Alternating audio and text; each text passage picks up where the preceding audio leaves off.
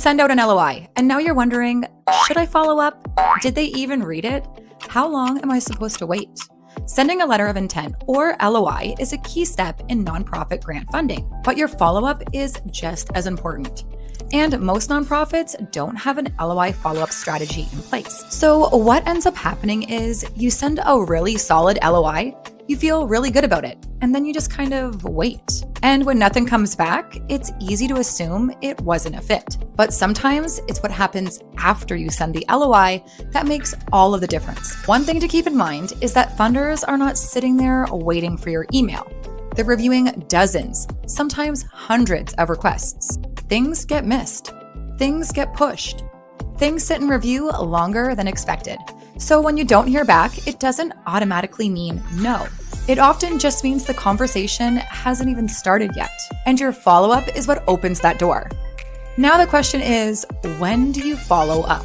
Because this is where people either jump in too fast or they're waiting so long the opportunity gets cold. A simple approach is give it about a week or two after you send your LOI. That's your first follow-up. If you don't hear back, check in again about a week later. And then, if needed, one final message after that. That's usually enough to stay on their radar without overdoing it. The first follow-up doesn't need to be complicated. You're not trying to rewrite your LOI or convince them all over again. You're just bringing it back to their attention.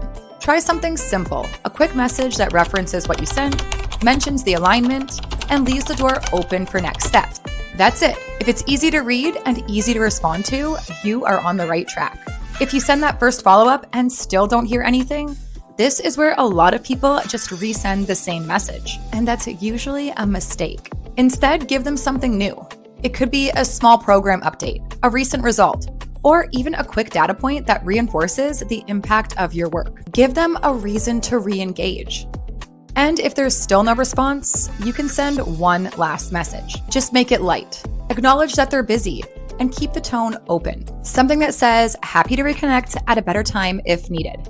That way, you're not closing the door, you're just leaving it in a good place. A couple of things to watch out for here: following up too quickly, sending long emails, repeating yourself, or sounding frustrated. And one thing that comes up a lot, only following up once and then stopping.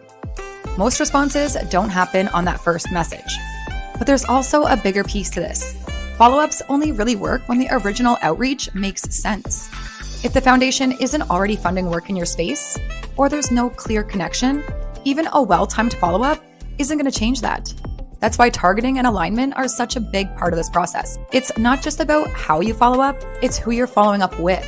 So if you've been sending LOIs and not hearing back, don't just look at the message, look at the follow-up strategy behind it. If you want help figuring out which funders actually align with your work, how to approach them, and track the entire process from finding funders that support work like yours, sending your LOI and proposals, and even your follow-up, you can book a free consultation with Grant Advance today.